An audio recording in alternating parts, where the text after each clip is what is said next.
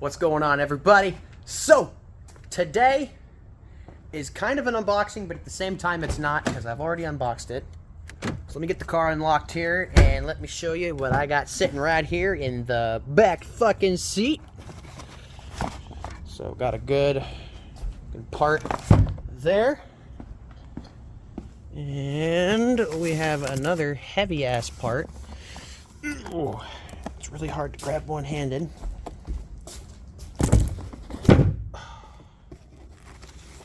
Right fucking here. So here's what. Let me grab a knife to cut that.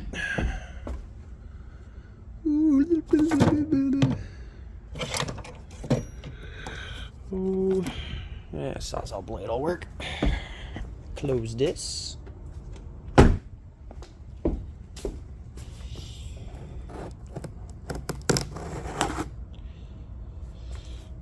So,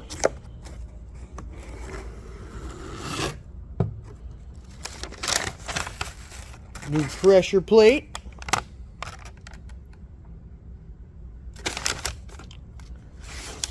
And I believe I am missing a few things. So, got a new pressure plate. And in this guy, we have the new clutch disc. Aw, damn it. Okay, well, I'm not gonna pick that up. Anyway, so we got two new parts here, both obviously for the Supra.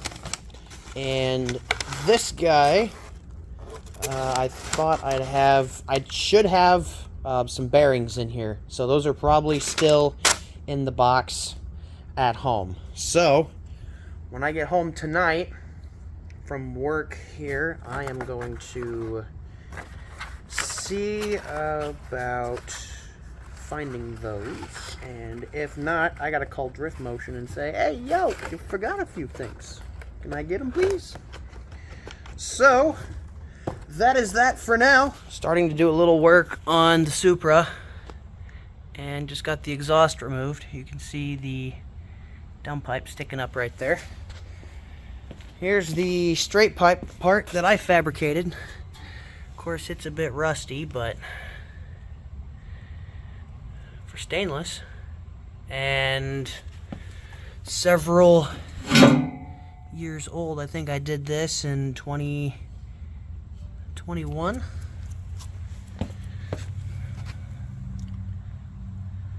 All looks good. All looks really good. So, got the exhaust off. That was the easy part. I didn't film any of this, but already got the center console piece removed. Oh, excuse me. I'm kind of hiccuping. Already got my shifter removed. That was pretty simple. It's just these 4 bolts here, and then those 4. They're all 10 mils. This piece is really easy to remove. It's just this one screw right here. For me anyway, it was that one screw, and then this one screw right here, and everything came out. I didn't have any screws holding in my tray, my ashtray, so that was good. I haven't disconnected the battery yet. I'm gonna do that here in a little bit, but I figured first I needed to get my exhaust out of the way. We'll slide this back up underneath here.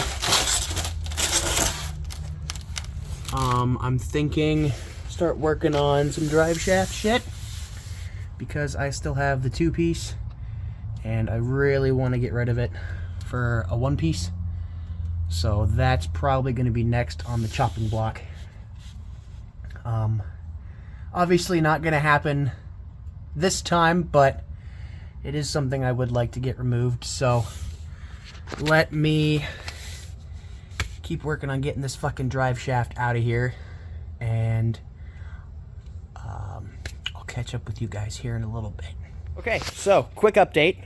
this is how I have the car set up. I have these like oil changing ramps set up in the front and a jack stand on each side in the rear. Show you that. Oh, heat's kicking back on. But what I figured out how to do was take the drive shaft off. Thank God I still have a two-piece.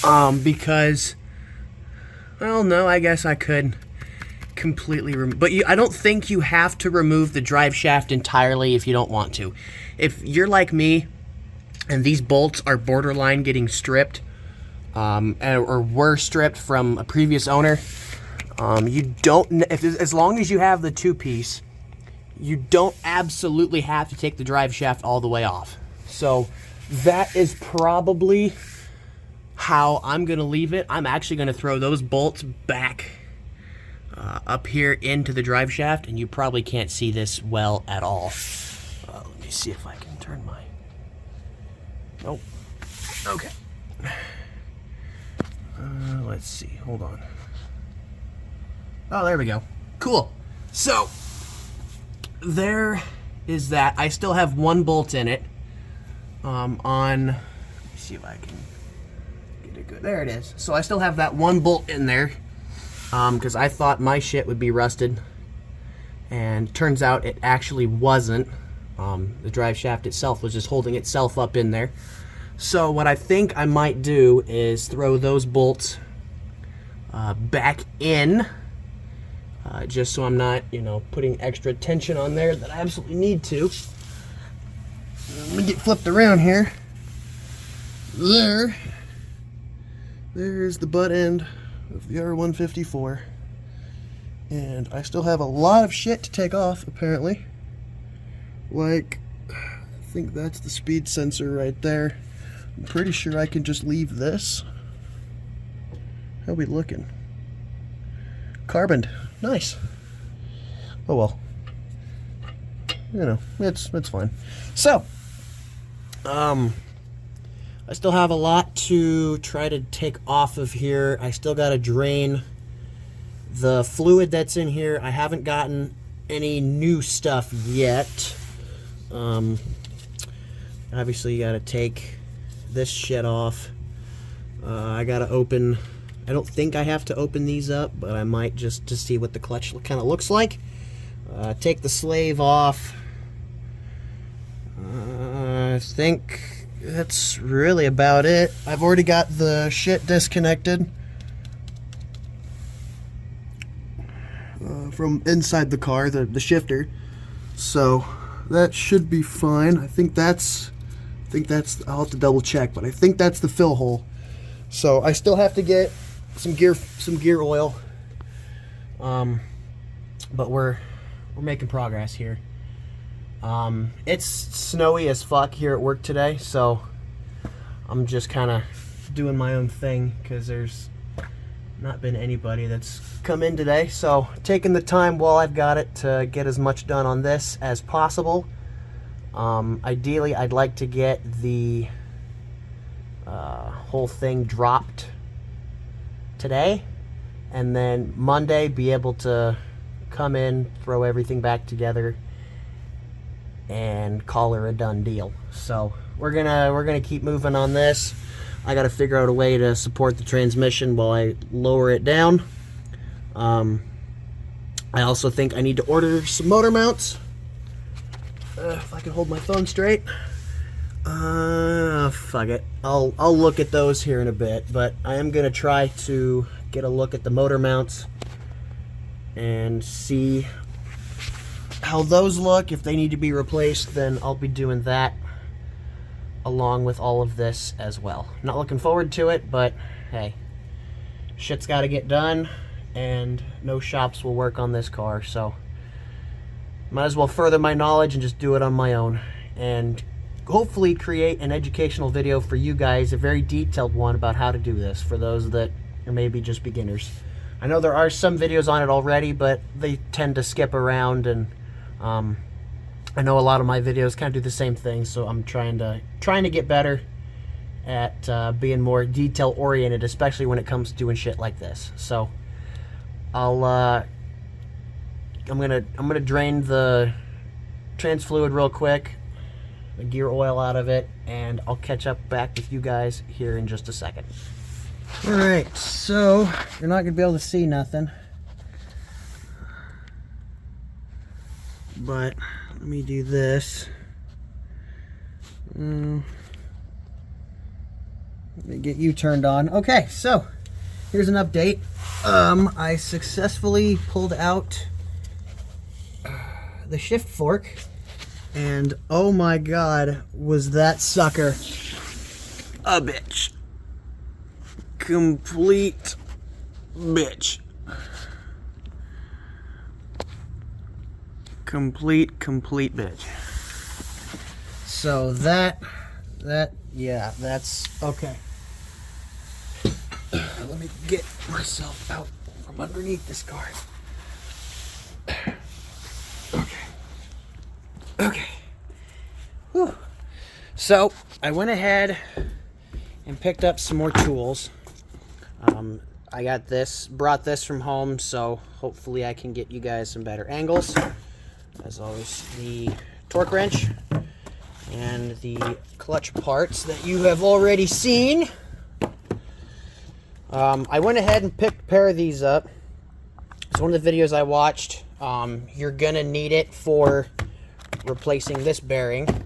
Flywheel has to come off, obviously, to do the pilot bearing, which I am not. If it's in good shape, I'm not gonna do that because I really don't want to pull off that flywheel.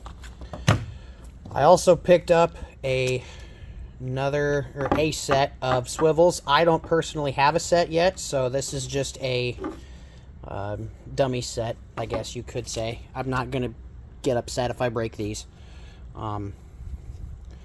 But since I don't have a set, I figured I'll just pick up a 3-pack instead of getting a single. That and the Harbor Freight that I went to did not have singles, they just had these. So went ahead and picked those up, as well as a extension set, which I am hoping is going to help me finish taking off this fucking starter, because I cannot for the life of me get that top bolt.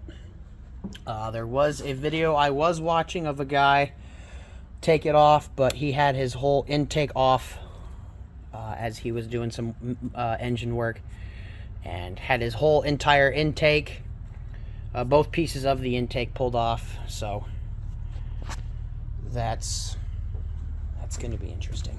So just going to go ahead and open these up, and we're going to keep going on that starter.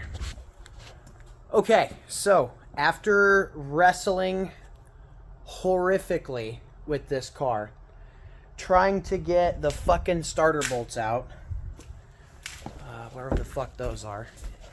Come over here real quick. After wrestling to get these two bolts out, not necessarily this one here, because that was the bottom bolt, but this guy here I didn't realize was a 15, so my dumbass tried putting a 14 on it because I thought it was the same size as the bottom bolt, which it wasn't. The bottom bolt on these cars is incredibly easy to get to. So I just was able, there you can see the starter. So the bottom bolt is behind this wiring here. Let me see if I can actually get, it's back here. You're probably not going to be able to see it the greatest, but pretty much right where the shadow is of my finger, that raise right there is the bottom bolt. That one you can get from underneath the car, no problem. The top bolt, however, sits almost on top of the starter, and this guy here is like a giant fucking soda can, and it's tipped up high enough to where if my finger's here, if the top of my finger's here is the top of that can, the bolt for that starter is my index finger clear down here. So you have to either get a socket down here or do what I just did, and it was recommended from the forums to use a what was called a gear socket and just go down straight through here. Well, I didn't have one of those, so what I did was I took the you can see it over there, the transmission mount completely off the car and completely off and unbolted it. Took the 4 bolts off of it, and also took the 4 bolts off of the I guess you could say the trans mount buffer, the rubber. You know, took the 4 bolts out of it and dropped that whole metal bracket completely down, and then jacked the butt end of the transmission up right here on this plate. And jacked that up as high as it would go until I saw it start to, or until I saw it stop lifting the engine. And that tipped the back end of the engine up just high enough to where I could fit a 15 mil socket on a ratchet down there. And just, it was loose enough. I didn't have to crank on it, didn't have to put any extra leverage on it. But I mean, it's because of the firewall being tipped, you barely just have enough room with this. So next time I do this, if I ever have to, I'm just going to buy an 18-inch gear wrench with a slightly extended closed end that ratchets, and just do it that way, because that's going to be so much easier than trying to do this every single time. So, quick update for you. I'm still making progress. What I think I'm going to do next, I have everything is good to go now. The clutch fork is out. That was something I was fighting with yesterday. So that's good. The starter I was fighting with, or not yesterday, Saturday. Today's Monday. The starter and the clutch fork were something I was fighting Saturday, especially that starter. So now that those are done, I'm probably going to, I got the jack moved already, and what I think I might do is, if these are just airlines, move and take out my charcoal canister here, just so that way I have more room to go down this way, because right now I don't have a ton of space. So that's kind of where I'm at with things. Now let me stick you guys down here to see if I can see the top bolts of the transmission. No, I don't. Oh, yep, there's one. I got the camera focused right on it. I'll have to circle it in post. So there's one of them. And I'm not seeing another one on this half. I've already gotten I've already gotten the 4 lower ones disconnected. So the only thing that I'm worried about now is trying to go from this side of the engine to do the top transmission bolts. I do have the long socket, or the long extension, so that will be of great help. It's 2 feet, so, and I have plenty extension to get really damn close to 4 feet if I need it, to go completely over the entire transmission. So that may be something that I just have to tip the whole transmission back and support the butt end of it while I try to figure out how to see where the top bolts are. So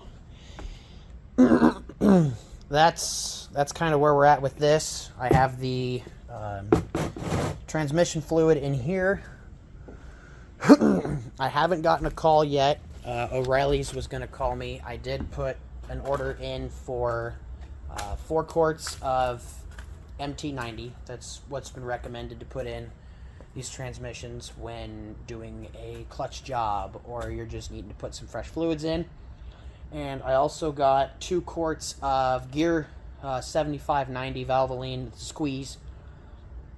to drain the diff, because I'm just going to do it too while I've got, you know, while I'm at it doing everything else with the transmission and changing the fluids in it, I might as well just do the diff too, because I don't know when the last time either one of them were done. I don't know how old this clutch is. From the looks of it, it appears to be a factory clutch, which would be incredible if it's lasted 95,000 miles. Like this. So we'll see. We will certainly see. But I'm going to take a little break here and just kind of relax for a minute now that I've gotten this far. I'll probably put a little bit more pressure on the jack here to keep the transmission up, so that way I'm not, you know, breaking my motor mounts and stuff. I don't want to put too much tension and stress on those alone now that everything in the back end is disconnected. And I'll be back to update you here shortly when we start cracking transmission bolts and getting them loosened up. So, see you in a second. So, in editing all of this, I'm realizing this is a very long video. What you've just seen is only about half of it. Keep in mind, this took me a week to do. I'm not proud of that, but being for my first clutch job, could have went a lot worse. But due to the smallness of my channel, the limited reach that I currently have, and a good friend of mine kind of laying out the data, it would be best for me to split this into two parts. So that's exactly what I'm gonna do. I'm trying to keep this as detailed for you guys as possible, just because there's other videos on there of this, people doing this already. However, they don't kind of do a deep dive into, okay, here's what you do here, now you do this. I'm trying my best to do that for you guys, and to kind of separate myself from everybody else, even though videos like this have already been made. Again, trying to do my best for you guys, and so I'm not going to cut any of the remaining clips that I have recorded that I wanted to put into this video initially. All of those are just going to be separated and divided into two parts. The next part is probably going to be close to about the same time length. This one, it looks like, is going to be 23 minutes roughly, all said and done. So again, I do deeply apologize. However, part 2 will be coming very shortly. I'm already finished editing and piecing together part 1, so I'm gonna, as soon as I get this video up, part 2 is gonna be in the works. So should have it done here in the next couple days, and I'm gonna get that up as soon as I can. I appreciate you guys' time. Cue the outro. See you in part 2.